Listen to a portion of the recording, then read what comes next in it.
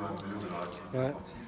Et puis en fait, on a décliné ce concept dans différentes verticales, avec des services aux entreprises, des services pour des marques, voilà, et toujours bien entendu pour le grand public, et avec pour ambition d'inciter, de motiver en proposant des nouveaux leviers motivationnels pour pratiquer. Plus on pratique, plus on a des bons de réduction, des cadeaux, des choses comme ça. Là, c'est le concept de Running Heroes. Alors ça s'est développé avec d'autres mécaniques, qu'elles soient solidaires, qu'elles soient communautaires. Voilà, il y a d'autres incitations aujourd'hui. Mais à l'origine, c'est le concept.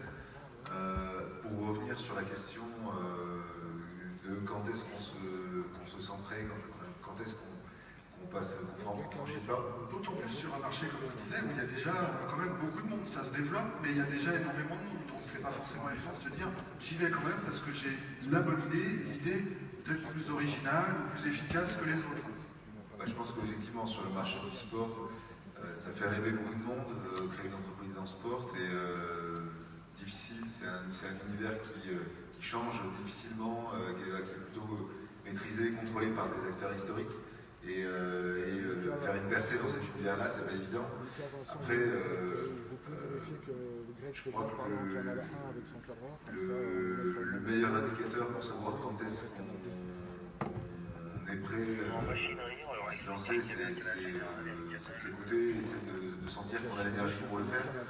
Moi, mon choix, c'est très personnel, hein, mais il s'est fait à un moment dans ma carrière où je sentais que j'accédais à des postes de plus en plus importants dans l'univers du conseil, et que si j'acceptais un ou deux postes de plus, j'allais être bloqué en quelque sorte, et que le fait de faire machine arrière et de revenir à l'étape où on se lance et où on n'a rien et où on n'est rien, ça allait être plus compliqué. Donc c'est plutôt un choix de ne pas franchir ce pas-là, de me sentir trop engagé. On a beaucoup parlé d'investissement, de capital, d'argent. Je pense qu'il y a trois ressources importantes, c'est le temps, l'argent et l'énergie. On n'en parle pas souvent, enfin pas assez. On pouvait y revenir, effectivement. Et je crois que voilà, quand on sent qu'on a de l'énergie pour le faire et qu'on est passionné par le sujet sur lequel on a envie d'entreprendre, c'est déjà de bonnes raisons pour se lancer. Et puis après, c'est en se lançant qu'on découvre le reste de l'aventure. Cécile, comment est-ce que vous, JT, vous êtes venu? Alors on est dans un tout autre univers, c'est une biotech, un Zodiac, vous allez essayer de nous rappeler en quelques mots votre domaine d'activité. Comment est-ce que vous avez franchi ce pas? Attends, j'ai un mec qui parle, je sais pas. On va passer un petit. Non, il me parle, il marche, putain, je suis. Dominique, peut-être pouvez-vous passer le micro qui... Non, il marche, il parle. Bonjour tout le monde, merci. En deux mots, peut-être pour parler effectivement de Zodiac, qui est une société un peu particulière qui travaille sur une maladie qui s'appelle l'endométriose, que peu de monde connaît, mais qui touche une femme sur 10, qui est une maladie assez handicapante et invalidante. Et donc notre société développe des tests diagnostiques pour faciliter la prise en charge et le diagnostic de cette maladie. Comment on en arrive là? C'est effectivement une question intéressante. Moi j'ai eu l'inconscience de... Vous étiez chercheur? Non, j'étais déjà entrepreneur. J'ai créé ma première entreprise dans le domaine de la santé. C'est la formation que j'ai, c'est un domaine qui me passionne. J'ai commencé ma première entreprise à 25 ans, par inconscience, je pense un peu. Parce qu'effectivement, quand on connaît un petit peu toutes les étapes, il y a peut-être des choses qu'on ferait un peu, des pas qu'on franchirait peut-être un peu moins facilement. Mais toujours est-il que je suis tombée dedans et que c'est un métier que j'ai trouvé passionnant. Pas simple, je pense qu'effectivement il faut beaucoup d'énergie, c'est des aventures longues, on ne sait pas très bien dans quoi on s'embarque, on sait pas très bien, on sait où on veut aller, mais il va y avoir des chemins de traverse à faire. Et donc votre business à vous, comment est-ce que vous en êtes arrivé? J'ai développé ma première entreprise, on a levé beaucoup d'argent, on s'est développé à l'étranger, on a fusionné avec une société avec laquelle on s'est vendu. Et j'avais plus l'énergie à la fin de cette aventure assez intense de 8 ans pour redémarrer tout de suite. Et puis très vite, c'est revenu. Et effectivement, je cherchais un projet dans le domaine de la santé. C'était déjà dans le domaine médical? Déjà dans le domaine médical. Et j'ai cherché un nouveau projet et c'est une histoire de rencontre avec un médecin et un biologiste qui m'ont parlé de cette maladie que je ne connaissais pas ou peu. Et puis en parlant autour de moi, j'ai vraiment compris qu'il y avait un gros problème. Longtemps resté dans l'eau, mais elle est de plus en plus médiatisée parce que c'est un enjeu santé public important. On a essayé, ça fait partie de notre stratégie, c'est de faire en sorte qu'on en parle un peu plus, parce que c'est un des premiers pas vers le fait qu'on prenne conscience de l'enjeu sociétal de cette maladie, tout à fait. En 2 mots, la maladie, vous en parlez quand même en 30 secondes. Oui, c'est une maladie, l'endométriose est une maladie qui ne touche donc que les femmes, qui en fait, voilà, une maladie qui fait qu'on a des lésions qui se développent dans la cavité abdominale et qui vient toucher un certain nombre d'organes, avec des formes parfois pas très graves, mais parfois assez invalidantes, et une maladie qui est extrêmement douloureuse, et pour la moitié des femmes qui en souffrent, entraîne une infertilité de ces femmes. On voit tout l'enjeu effectivement de santé publique qu'il peut y avoir à apporter des solutions. 180 millions de femmes dans le monde. Geoffroy Becdelier, sur cette tribune, vous êtes en gros dans la figure du grand ancien, mon cher Geoffroy, puisque vous êtes le fondateur de Marco Vasco, l'une des plus belles success stories effectivement dans le domaine du travail, un domaine qui a été abondamment, éminemment chahuté ces dernières années, notamment autour de la transformation digitale. 2 mots sur, là encore, ce qui vous a amené à cette aventure. Vous avez un parcours de serial entrepreneur, vous aussi, mais racontez-nous comment est-ce qu'à un moment on identifie ce qui va devenir cette superbe TI. Moi, j'étais dans un taxi à Cholet il y a une dizaine d'années, je lisais le journal et je suis tombé sur 3 petites lignes écrites en tout petit en bas à droite, qui étaient lues par des millions de personnes, comme quoi le marché du tourisme chinois allait s'ouvrir au monde et que ça allait présenter une opportunité énorme. En fait, pour répondre à votre question, moi je ne crois pas aux idées dans la création d'entreprise. Plus la personne va détailler son idée, plus à la limite je vais être dubitatif. Je crois aux opportunités, c'est complètement différent. L'opportunité, c'est à quel problème on répond. Enfin, c'est une combinaison de plusieurs choses. 1, c'est à quel problème on répond. 2, est-ce qu'on a la capacité à y répondre, et à répondre sur d'un point de vue moyen, compétence. Et puis 3, c'est est-ce qu'il y a un écosystème qui va faire que c'est possible. Parfois il y a des problèmes, mais l'écosystème est juste pas là. Ça fait, si on prend l'exemple d'Uber, ça faisait 20 ans que les gens étaient frustrés avec les taxis, mais tant qu'on n'avait pas un smartphone avec un GPS dans sa poche, Uber ne pouvait pas exister. On n'allait pas remonter derrière son bureau, se mettre derrière un ordinateur pour commander un taxi. Donc voilà, moi je pense que les vraies questions quand on monte une boîte, c'est pas l'idée, c'est génial d'avoir de l'énergie, de la passion, etc. Mais c'est de se poser les vraies questions sur l'opportunité. Qu'est-ce qu'une opportunité? Et quelle est l'opportunité que vous avez vue donc, à ce moment-là, très précisément, qui a servi de socle à l'aventure de Marco? Il y avait une opportunité qui était assez forte, c'est qu'à ce moment-là de la création, il y a déjà des acteurs sur Internet qui vendaient des prestations très simples de nuit d'hôtel, de billets d'avion, et puis il y avait un marché de 5 milliards offline qui vendait des beaux voyages sur mesure, mais qui étaient introuvables sur le web. Et nous, on a juste combiné ces 2 mondes et simplifié la vie des gens qui avaient envie de s'offrir un beau voyage, mais sans forcément aller passer des heures derrière un comptoir. Messieurs les professionnels de l'accompagnement des entreprises, qu'est-ce que vous en pensez là, de ces questions? Est-ce que de vos différents postes d'observation, est-ce qu'il y a des secteurs qui présentent plus d'opportunités que d'autres, des types d'entreprises, des profils d'entrepreneurs qui vous semblent mieux préparés au succès que d'autres? Dominique Quéniard, l'un des 2 Dominique Quéniard, BPI France. Alors nous, on part déjà du postulat qu'il ne faut arrêter aucun projet, et tout projet mérite d'être analysé, accompagné, étudié, financé, garanti, et c'est le boulot de BPI France, on en a déjà beaucoup parlé, parce qu'en fait on va financer la coiffeuse qui veut monter son salon, et puis on va financer la start-up qui a une idée géniale comme Criteo il y a 10 ans, et qui a passé la porte de la direction de BPI France. On lui a donné quelques milliers d'euros et maintenant il emploie 2000 personnes. Il est coté 2 milliards au Nasdaq 10 ans après. Donc tout est possible et il ne faut surtout pas arrêter parce que ça peut être l'idée d'une personne et il faut qu'elle aille au bout, et puis ça peut être l'idée qui va croiser un marché de millions de personnes, et à partir de ce moment-là il faudra qu'on lui donne les moyens. Donc nous, notre leitmotiv, c'est on adapte à chaque projet, et l'année dernière on a financé 75 000 entrepreneurs qui sont entrés chez nous physiquement ou par le biais du numérique avec une idée, un projet, un investissement, une croissance dans le viseur, et qui sont sortis avec une de nos solutions. Voilà, donc il y a aussi quelque chose qui se passe, et je redonne le micro, c'est le financement participatif. Aujourd'hui, on a ça, c'est comme le portable pour Uber. Aujourd'hui, on a le financement participatif qui commence à être un acteur auquel nous on prête une grande attention, et qui permet pratiquement grandeur nature de faire une première analyse du marché, parce que vous mettez une idée ou un produit sur le net, et puis vous demandez s'il y a des gens qui y croient, qui vont vous acheter un prototype ou qui vont souscrire à votre capital, et vous avez assez rapidement une analyse du marché. Et ça, moi, ça m'aide beaucoup dans certaines prises de décision. Parce que Soit c'est un produit et un projet qui n'est pas technique, et là on laisse nos partenaires bancaires, parce qu'ils sont beaucoup plus proches du terrain, et on va leur garantir, parce que le banquier, quand il doute sur un projet, ce qu'il cherche, c'est une meilleure assurance et une meilleure garantie. Donc ça, on va lui fournir. C'est ce dont parlait Madame Pécresse.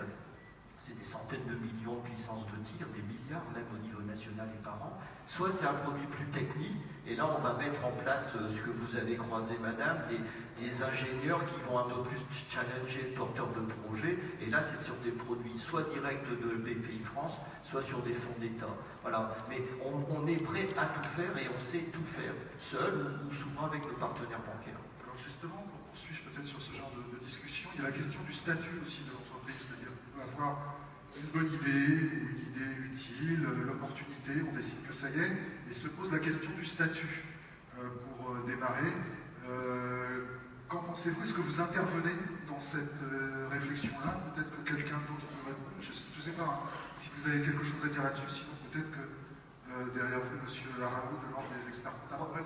Moi, je dis que ça ne me bloque pas, et ça, là non plus, j'interviens pas. Il n'y a pas de mouvement. Enfin, il y a des statuts implicites. Hein, on ne va pas aider une affaire personnelle parce que ça démontre une certaine ambition. Mais en fait, nous, on ne va rien arrêter à ce niveau-là. Oui, le statut, c'est le premier sujet qui vient quand on crée une entreprise. Donc, c'est vrai qu'on pense souvent aux experts comptables, on pense souvent aux avocats pour donner des conseils en matière de statut. Bien évidemment, ils sont là pour ça. Mais les assureurs peuvent être aussi de bons conseils en matière de statut. Alors, il n'y a pas de réponse. Vous êtes Gain Assurance. Voilà, c'est ça. On a eu le temps de vous présenter.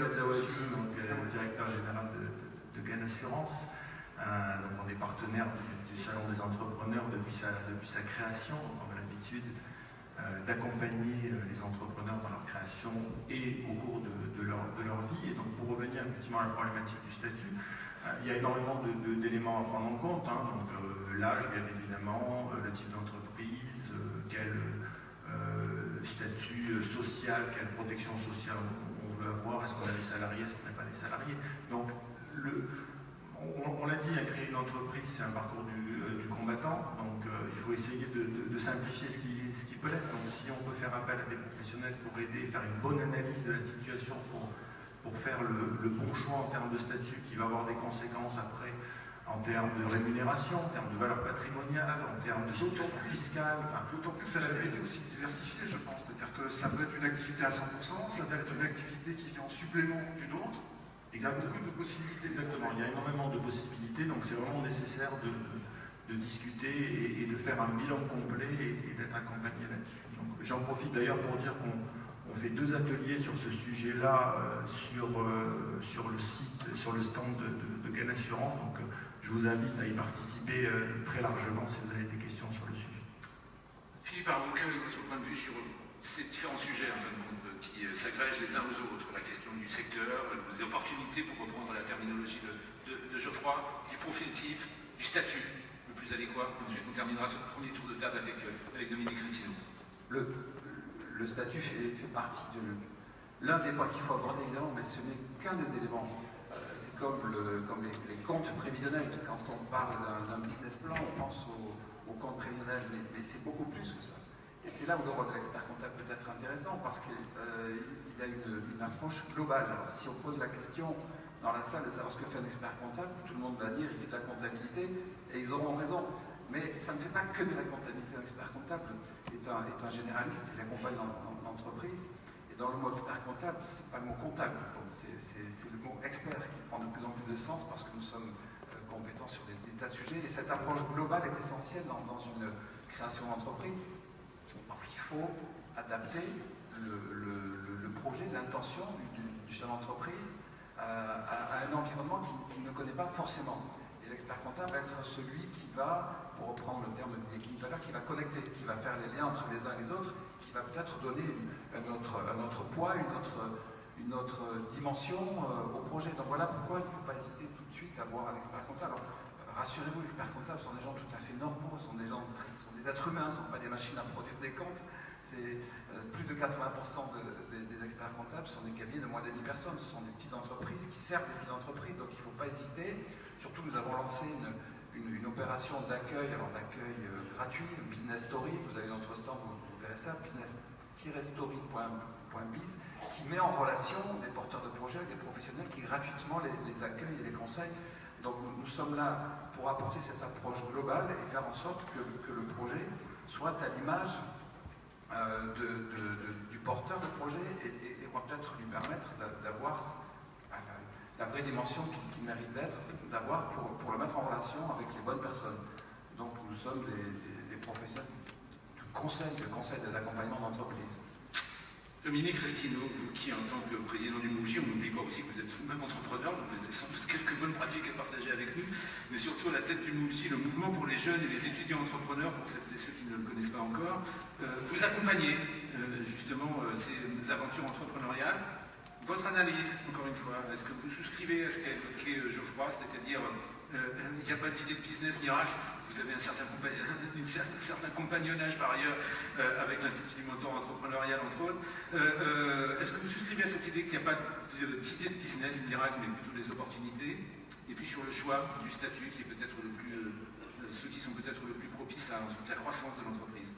Alors oui, je partage assez facilement ce que disait Geoffroy. Ce n'est pas une surprise pour ceux qui... Je mettrais un cran au-dessus, c'est l'état d'esprit. Tout part de l'état d'esprit. Si vous avez un état d'esprit, bien sûr, vous allez pouvoir avoir le regard à 360 degrés, imaginer, parce que c'est un état d'esprit, d'aller voir ce qui se fait, ce qui ne se fait pas. Et ensuite, bien sûr, avec de l'énergie, parce qu'il faut de l'énergie, de pouvoir lancer des activités. J'ai répondu à la question ou pas? Non. D'accord, c'est quoi la question? C'est une question sur les statuts. Sur les statuts, alors là je vais être très très clair. Je sais que c'est quasiment, et on a parlé à la Chambre de commerce de Paris tout à l'heure, je sais que c'est quasiment une des grandes questions. Pour moi, je mets la question en deuxième point, c'est la femme, je vais commencer comme ça, la femme ou l'homme, c'est l'état d'esprit, l'envie, le projet. Et en fonction du projet, il y a différents profils d'entrepreneurs, différents styles d'entrepreneurs. On n'accompagne pas quelqu'un qui a envie d'avoir une activité de conseil, qui va lancer sa petite activité. Je trouve ça très bien en même temps que quelqu'un qui va lancer une activité où il sait qu'il a un business plan, cher Philippe, ou sur lequel il faut partir avec 300 000 à 400 000 euros. C'est pas le même projet. Donc c'est pas toujours les mêmes profils. En même temps, la question du statut, pour moi, c'est une question secondaire. C'est d'abord le projet et ensuite on regarde le statut. Alors, bien évidemment, ensuite, on a évoqué à plusieurs reprises les qualités d'écosystèmes qui entourent les chances d'entreprise et les porteurs de projets de création d'entreprise aujourd'hui. On a envie de les entendre sur ces entrepreneurs. Sur l'autre question qui taraude celles et ceux qui sont dans la salle, c'est la numéro 2 dans les requêtes sur les sites d'aide à la création d'entreprise. Et qui peut m'aider? Qui vous a aidé? Qui vous a aidé notamment pour le financement des différentes étapes de votre parcours jusqu'à maintenant? Vous pouvez nous parler en tant qu'entrepreneur, mon cher Dominique, gardez le micro, et ensuite on écoutera les autres entrepreneurs. Alors, en tant qu'entrepreneur, en réalité, moi j'ai créé ma première entreprise, j'avais 24 ans. Pourquoi le MOVJ? Il y a une organisation qui m'a aidé au départ.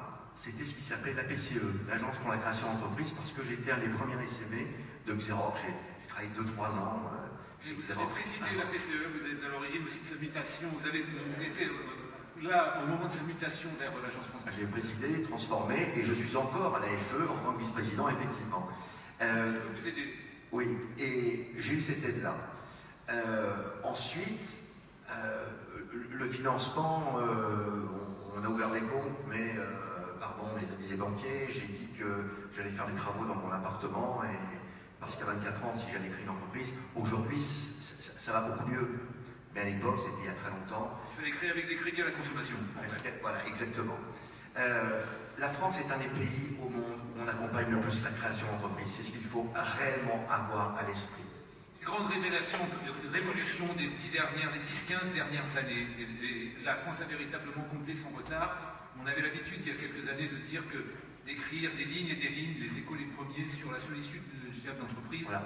Aujourd'hui, quand on est créateur, on trouve des gens pour vous accompagner. On trouve des gens pour vous accompagner, et en même temps, l'indispensable aujourd'hui, c'est tout ce qui est aider à pérenniser l'entreprise et à développer l'entreprise. Vous citiez l'Institut du mentorat entrepreneurial, que je crois connaît bien, au NOUGI, avec son programme d'accompagnement pour le mentorat. Donc, en France, il y a énormément de réseaux en fonction de son projet. Il y a deux choses. Vous allez sur le site de l'AFE, je vais faire la promo du site de l'AFE parce que c'est le meilleur outil de France qui travaille avec l'ensemble de l'écosystème entrepreneurial, bien sûr avec les chambres de commerce et l'industrie de France, d'accord, bien sûr avec les régions parce que tout ça est absolument maillé et c'est le développement du nouveau site internet et du projet du nouveau site internet de l'AFE.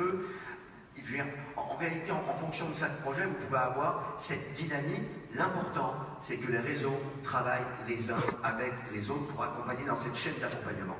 Et si le site de l'AFE ne suffit pas, vous avez d'excellents sites de médias également qui peuvent vous aider, vous permettrez cette séquence d'autopromotion. Cécile, quelle a été l'aide la plus déterminante dans le démarrage de votre activité et dans la croissance de celle-ci, à la fois en termes de réseau, d'accompagnement, de conseil et puis de financement? Je ne sais pas s'il y en a une qui est plus déterminante que l'autre. Après, je pense qu'effectivement, il y a trois trépieds. Il y a la partie financière, où BPI a été pour nous clairement un partenaire dès le début. Vous avez mis des voluptueux sur cette scène chaque année, finalement, année après année, n'est-ce pas?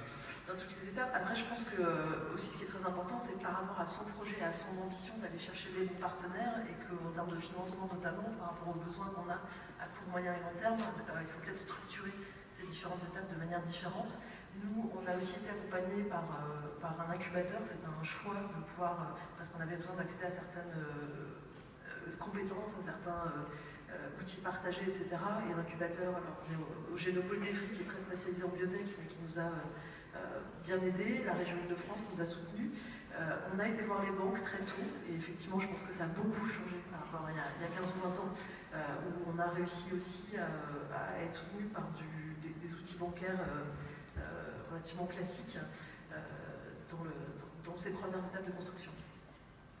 Est-ce que quand vous êtes lancé, comment avez-vous géré justement, vous avez dit que vous étiez plutôt le côté entrepreneur, il y a des chercheurs qui travaillent avec vous, puisque votre activité, c'est la recherche par rapport au médical, parce que c'est ça aussi la création d'entreprise, le développement d'une activité. Bon, on peut être génial, on peut être multicarte, etc., mais c'est aussi, surtout, souvent l'association de différents savoirs, de différentes énergies, et ça me semble important à aborder, parce que quelquefois on est tout seul dans son coin, on a une idée géniale, mais ça peut être aussi souvent l'assemblement de différents savoir-faire. Je crois que, enfin, ça a été dit, on n'est rien tout seul, il faut une énergie, il faut un leader, mais après c'est des équipes, c'est des complémentarités de compétences. Je crois qu'effectivement, avant on travaillait beaucoup en silo, aujourd'hui on est dans un monde où ça se développe assez vite, donc il faut aller chercher à côté, ailleurs, des compétences, des partenaires, et effectivement, alors voilà, il faut, je pense, avoir une vision, être capable d'emmener avec vous des gens qui peuvent avoir des motivations un petit peu différentes. Effectivement, la timeline, le timing que peut avoir un chercheur n'est pas toujours compatible avec un projet d'entreprise, mais il faut, je pense, aussi passer du temps à lui expliquer et à l'embarquer avec vous dans ce que vous voulez construire dans votre entreprise pour qu'effectivement, ils comprennent les contraintes, ils comprennent certains choix et qu'ils soient avec nous dans cette construction. Merci. Boris, une question? Ça marche, oui. Je crois que je vais vous décevoir parce que nous, pas grand monde nous a aidés, mais je crois que ça nous a aussi fait beaucoup de bien. Et la première chose qu'on a fait assez naturellement, c'est de chercher les clients, n'ayant aucune aide. Et c'est qu'une fois qu'on a réussi à amorcer finalement un cercle vertueux avec des clients qui nous faisaient confiance, qui nous payaient pour les prestations qu'on leur fournissait. Et on a même fait notre première levée de fonds finalement en crowdfunding, donc en sollicitant un certain de nos clients qui ont investi aussi en crowdfunding dans notre société. Et c'est qu'ensuite, dans une phase d'accélération, on a eu des aides de BPI, de la région, d'incubateurs, etc. Mais au démarrage, nous, on n'a pas forcément eu ces aides-là et on ne s'est pas battu énormément pour aller les chercher aussi parce qu'on s'est rendu compte qu'on pouvait y passer du temps et y laisser des plumes. Donc on s'est vraiment focalisé sur la recherche de clients. Et je crois qu'en France, on le souligne, c'est un pays dans lequel il y a beaucoup d'aides, il y a beaucoup de choses qui sont faites pour accompagner les entrepreneurs, mais il ne faut pas se tromper, ce n'est pas les aides qui construisent. C'est le client qui compte. Et voilà, je rencontre même encore aujourd'hui beaucoup d'entrepreneurs qui focalisent un peu trop leur attention sur quelles aides je peux aller chercher, qui peut m'accompagner, etc. Et la première des choses, c'est effectivement l'opportunité, la proposition de valeur, est-ce que ça va intéresser, est-ce qu'il est capable de payer pour ça. Et quand on est des clients, quand on prouve son marché, dès lors, des gens pour nous aider, qu'ils soient publics ou privés, il y en a. Et des financeurs, des accompagnateurs, il y en a. Donc je crois qu'il faut vraiment garder ça à l'esprit. Votre point de vue, Geoffroy, à la fois, si vous vous souvenez des étapes de votre création, puis aujourd'hui, quand on est dirigeant d'une ETI comme vous. Moi, je partage l'avis de Boris. Je pense que le plus important, c'est de développer le revenu et le plus rapidement possible. Moi, j'aime bien les business angels parce que je trouve qu'à côté du cash, ils apportent de la valeur, de l'expérience, des bons conseils. Ils ont fait des erreurs avant nous, donc ça, c'est quelque chose que j'aime bien. Nous, en termes d'aide, on avait chopé une grosse aide, et pour moi, en fait, c'était une erreur à l'époque, ça s'appelait PME. C'était 150 000 €, on trouvait ça génial. Et déjà, ça prend du temps. C'est super rigide. Et en plus, on s'était engagé, on venait de monter la boîte, et on nous avait dit, bon, alors comment vous allez dépenser ça dans les 3 prochaines années? Le problème, c'est qu'en 3 ans, on a changé 2 fois le business model, quoi. On devait mettre 10 000 € dans un petit CRM, c'était plus d'actualité, 15 000 € dans tel truc. Et en fait, je pense qu'effectivement, on laisse. Peut-être un petit coup de main sympa au démarrage, mais c'est tout sauf l'essentiel. Un business doit vivre avec ses clients, avec un bon modèle économique, sérieux, solide, une opportunité forte, les vrais fondamentaux. Quand Boris évoquait effectivement la priorité du client, je pourrais y réagir. On se retrouve régulièrement au micro de notre émission sur l'antenne de BFM Business, un truc qui est essentiel pour vous. Ne jamais perdre le contact avec la réalité du client. Enfin, nous, on organise tout le temps des focus group. J'ai mis tout le plan d'intéressement sur la satisfaction client. On est à la tête d'une boîte de 75 millions d'euros et plusieurs centaines de salariés. C'est le cœur des business. Hein. Si vous faites de la croissance, mais que c'est comme une baignoire avec l'eau solide, ça ne sert à rien. Donc, tout doit être fait pour capter les clients et voilà. La fidélité, le parrainage, l'animation, c'est crucial. Cette phrase du patron, du fondateur de Walmart, le vrai patron, c'est le client. Ne l'oubliez jamais, chers amis. On se retourne vers les experts, Jean-Louis. Peut-être qu'on peut aborder, pour terminer, un point qu'on évoque souvent, nous autres journalistes qui suivons l'actualité des entreprises, c'est la cession. C'est-à-dire qu'aujourd'hui, il y a des difficultés en France autour de la cession d'entreprise, et j'aborde volontairement ce sujet maintenant, puisque, bon, bien sûr, on peut créer quelque chose, mais on peut aussi être entrepreneur parce qu'on a envie de manager, on a envie de développer, on n'a pas forcément l'idée créatrice, originale, mais par contre, on a tout à fait les capacités pour reprendre une affaire. Il faut savoir qu'il y a une affaire sur 2 qui reste en plan en France actuellement, parce que dans la famille, il n'y a pas forcément la fille ou le fils pour reprendre derrière, et qu'il y a beaucoup de choses qui sont laissées comme ça en jachère, qui meurent. Donc je me dis que s'il y a beaucoup de gens qui ont l'esprit d'entreprise ici, c'est important de leur parler de ça aujourd'hui. Donc je ne sais pas qui veut prendre la parole, oui. Il y a ce comptable sur le cœur. Oui, le sujet de la cession est une question que l'on doit se poser quand on a un projet de création d'entreprise, parce qu'effectivement, ça peut paraître simple de reprendre quelque chose pour le continuer à le faire vivre. Simplement, ce qui est en train de se passer aujourd'hui dans notre société, c'est que nous sommes entrés dans une nouvelle ère, une ère numérique qui fait que l'économie n'est plus tout à fait la même. Pour celui qui va reprendre une entreprise avec son passé, avec son histoire, il va falloir transformer cette entreprise et donc amener un plus pour en faire autre chose et lui donner une autre dynamique. Ce qui fait que, il me semble, de ce que je vois des porteurs de projets, qu'il y a un peu moins d'intérêt de la part de jeunes porteurs de projets pour reprendre l'entreprise plutôt que pour redémarrer quelque chose de neuf, à zéro, from scratch, de start-up, de démarrer à zéro, même si c'est un peu plus long au départ. Alors c'est peut-être dommage parce que dans la session d'entreprise, il y a quand même un historique à reprendre. Mais ce qui est frappant, c'est qu'en très peu de temps, on voit les porteurs de projets avec des cultures et des mentalités complètement différentes. Traditionnellement, on voyait un porteur de projet avec un petit compte prévisionnel qui cherchait à emprunter 100 000 € à la banque pour pouvoir se lancer. C'est-à-dire c'est une relation directe avec une banque. Je n'ai rien contre nos amis banquiers, bien évidemment. Aujourd'hui, ce qu'on voit arriver, c'est un projet avec une communauté autour du porteur de projet. C'est-à-dire que Facebook est passé par là avec sa culture, avec un groupe d'amis, avec de la love money, la famille, les voisins, les copains, etc. Et on voit une communauté se créer autour de ce projet et des réflexes qui ne sont pas ceux d'aller traditionnellement chercher un prêt bancaire. On a parlé tout à l'heure du crowdfunding, on voit des levées de fonds qui est une autre technique qui est quand même très impressionnante de voir les sommes que l'on arrive à lever sur un simple projet. Et donc il y a aujourd'hui des recours à une nouvelle forme d'économie. C'est pas de l'alternative, mais c'est une nouvelle économie. Et c'est là où il faut voir comment faire le lien entre l'ancienne et la nouvelle, s'il faut le dire comme ça. Et donc tout ce qui est cession, pour revenir à votre question, demande à être appréhendé avec cette approche d'un regard sur le futur pour une transformation de l'entreprise. Et c'est sous cet angle-là, me semble-t-il, qu'il faut aborder la cession. Je crois que c'est l'un des problèmes d'ailleurs, c'est qu'il n'y a pas d'anticipation sur la cession d'entreprise et c'est pour ça que tout est fait au dernier moment et qu'on n'y trouve pas son compte. Finalement, il y a aussi de bons exemples de, entre guillemets, vieilles marques qui se sont adaptées à l'ère du numérique et qui sont reparties de plus belles dans leur activité. Une autre réaction? Claude Zawatier, ensuite Dominique Cristino.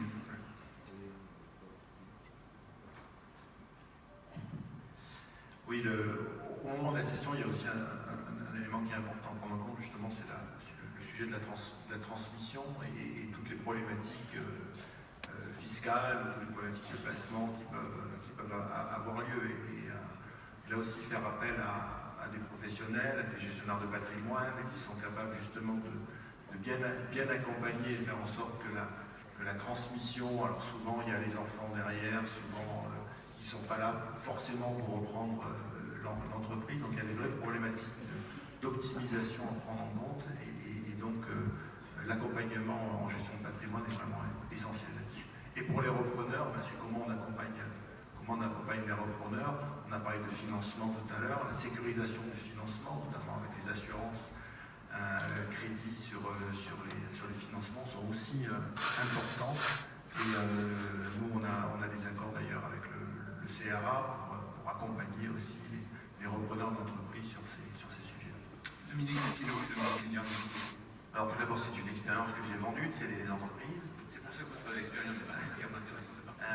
Mais pour répondre à la question également, la difficulté de se préparer, tout ça, en réalité, il y a deux marchés dans le marché de la cession. Il y a un marché que j'appelle caché et un marché visible. Le marché caché, c'est le marché de gré à gré. Moi, quand j'ai vendu mon entreprise, il y a 10 ans, on faisait 35 millions d'euros de chiffre d'affaires, une centaine de collaborateurs. Mon entreprise n'était pas sur un site, il y avait une approche de gré à gré très directe.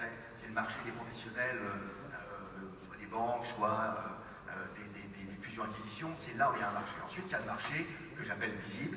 Et là, vous avez effectivement beaucoup de TPE, de PME. 97% des entreprises en France ont moins de 20 salariés, donc vous imaginez toutes les petites entreprises qui font également la richesse de notre pays.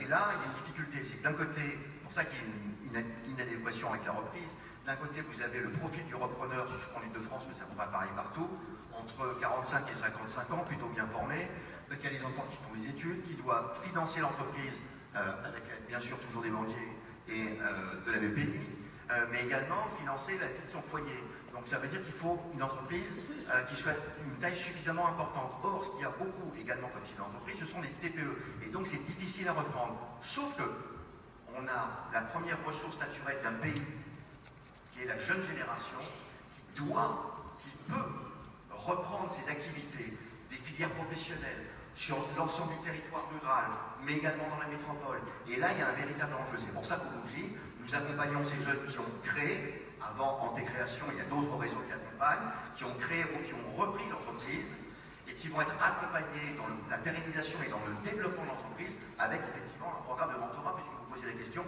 où est-ce qu'on peut aller pour se faire aider quand on a entre 18 et moins de 30 ans. On va au Mouv'J et on se fait accompagner. Merci pour la pub, j'avais besoin de le faire. On salue le président de la République qui nous rejoint. Dominique Kenner, une réponse sur cette question avant de... Oui, alors c'est vraiment après la création et la croissance un des marchés cibles de BPI France que d'aider à la cession des entreprises, parce que c'est aussi une priorité des territoires, où il faut maintenir dans les territoires des entreprises. Alors on est confronté à deux choses, ça vaut cher, les entreprises valent de plus en plus cher, quel que soit leur business model et leur vraie valeur intrinsèque. Et il y a une mutation entre ce qu'on achète et ce que l'entreprise sera dans 2-3 ans. Donc on doit à la fois cerner la capacité du repreneur à reprendre la ferme dans de bonnes conditions, sa capacité à la payer tout en la faisant croître et embellir, et sa capacité à prendre un virage technologique qui souvent n'a pas été anticipé par le cédant. Ce dont on parlait tout à l'heure. C'est pour ça que, j'allais dire, on s'éclate vraiment en ce moment, notamment au niveau de certains produits spécifiques qu'on a montés avec les régions pour financer la transmission d'entreprise. Et c'est là aussi que les banquiers nous sollicitent énormément pour qu'on vienne les aider à garantir ces opérations, parce qu'en plus, elles ne génèrent pas de garantie intrinsèque. On achète des actions, et si l'affaire périclite, le banquier se retrouve sans parachute aucun. Mais c'est un marché qui est actuellement un des marchés prioritaires pour BPI France. Alors la délégation ministérielle nous a déjà rejoint, le président de la République devrait nous rejoindre d'ici une minute ou deux. Juste pour, je me retourne vers nos amis entrepreneurs, un dernier message, un dernier conseil, peut-être une dernière mise en garde, parce qu'on n'est pas non plus au pays des bisounours, comme on dit toujours, à toutes celles et ceux-là qui sont sur le point de franchir le pas, pour leur donner encore plus envie d'y aller maintenant, ou leur dire attention, surtout ne rate pas ce virage. Cécile. Un message, c'est oser. Je pense qu'il y a vraiment des opportunités, il faut y aller. Et un deuxième message, c'est entourez-vous bien. On n'est jamais mieux accompagné que par des gens plus forts que nous sur les sujets. On est moins. Et vous avez compris qu'il y a plein de gens pour vous entourer. Boris. Oui, je rejoins le message d'oser, de dédramatiser en fait la création d'entreprise. On est tous égaux et on a tous les mêmes chances dans cette aventure-là. Et il suffit en fait de commencer et puis de se poser simplement les bonnes questions. Qu'est-ce que je peux construire? Qu'est-ce que je peux faire qui peut intéresser d'autres personnes? Et puis quand l'échange commence, ça s'appelle une entreprise. Et donc il n'y a rien de dramatique et d'inaccessible, il suffit de s'y mettre. Geoffroy, à la fois en tant qu'entrepreneur et puis vous consacrez beaucoup de votre temps aussi à accompagner d'autres entrepreneurs en début de parcours. Pour moi, c'est vraiment l'équipe dirigeante. Je pense que les gens vont identifier des belles opportunités ou des bonnes idées, quel que soit le nom qu'on leur donne. Il y en a plein. Là, le vrai challenge, c'est l'exécution, la manière dont on va la mener jusqu'au bout. Et ça passe par le talent et par les hommes et les femmes. C'est vraiment, prenez les meilleurs, ne jamais ratiner sur un recrutement, passer un temps précieux, de vraiment s'assurer qu'on a juste les meilleurs des meilleurs. Parce que quand on a des joueurs de première division dans une boîte, c'est eux qui la développent en fait. Chers amis experts, et ensuite on terminera avec Dominique Restillo, avec sa double casquette, entrepreneur et accompagnateur. Philippe Aralo. Moi j'ai envie de dire que c'est un monde d'opportunités incroyables que nous avons aujourd'hui. On a une économie certes qui souffre, il ne faut pas se cacher la réalité, mais en même temps il y a des perspectives fantastiques. Nous sommes en train, je veux dire, de changer d'air et c'est une opportunité extraordinaire pour la création d'entreprises, pour aller de l'avant. Donc moi je suis totalement enthousiaste, malgré tout ce qui peut entourer, tout ce qui peut y avoir comme difficultés, ne sont jamais insurmontables. Il faut y aller, il faut y croire, et il faut être optimiste face à cet avenir qu'il y a aujourd'hui pour notre économie. Nous avons dit un dernier mot d'encouragement, de conseil. Le monde change à une vitesse colossale, donc c'est vrai que le champ des possibles est aujourd'hui quasiment infini. Donc moi je crois que créer, réinventer, oser innover, enfin les mots qui sont derrière vous sont vraiment au cœur de la réalité d'aujourd'hui. Dominique Kenyard. Nous avons encore 3 minutes. Alors, j'étais ici il y a 5 ans à peu près, puisque j'ai le plaisir d'avoir fait déjà une ou deux ouvertures. Et c'est vrai qu'en 5 ans, alors ça tombe bien parce qu'il y a 5 ans, BPI France était créé, mais il y a un souffle sur la création en France et sur la création ambitieuse qui est apparue. Il y a eu la French Tech, enfin on ne nous regarde plus et on a un patron qui parcourt le monde, il est très fier de la vision qu'on a maintenant sur le marché français et les ambitions françaises en matière de création. C'est vous qui écrivez l'histoire et nous, notre job, c'est de vous aider à bien l'écrire et avec de l'ambition et des vrais moyens et à votre disposition. Cher Dominique. Alors 2 choses pour parler de Bougie. Vous avez pour tous les jeunes qui ont créé ou repris ou qui sont en train de le faire, les étudiants entrepreneurs, vous avez jusqu'au 22 février pour postuler au prix Bougie. Il y a de l'argent à gagner, il y a de l'accompagnement avec du mentorat, surtout n'hésitez pas, bougie.fr. Le dernier point, j'aime pas donner les conseils. Non mais vous pouvez partager votre expérience, voilà. partage mon expérience. Et toutes les multiples expériences que vous accompagnez. On se connaît depuis trop longtemps, mon cher Lavigny. Vous avez un poste d'observation qui est d'accord. unique en France. Faut que je meuble, c'est ça? D'accord. Donc, ça nous arrive régulièrement, vous savez, mon cher. Ce que je voulais dire, je vais le garder un petit peu pour après. On va continuer. Donc, effectivement, par exemple, le MOVJ. Je vais vous parler du MOVJ puisque je dois meubler. 30 secondes. 30 secondes, c'est bon. Le MOVJ, bien sûr, à l'étage. Vous avez ce prix qui est jusqu'au 22 février. Vous serez, pour ceux qui le souhaitent, invités à la remise du prix qui, je crois, a lieu le 29 mars au Trianon. L'année dernière, c'était 1400 personnes, 700, 800, 900 jeunes entrepreneurs et bon nombre de personnes qui sont là également, les mentors, les mentorés, je crois, également. Et pour terminer, parce qu'il reste que quelques secondes. Oui, et le président de la République arrive. Si je me permets un conseil, c'est agir, ça rend heureux. Merci de nous avoir partagé le témoignage. Merci de votre attention, mesdames et messieurs. Et bon vent dans toutes vos entreprises. Rêvez en grand, n'en ayez pas peur.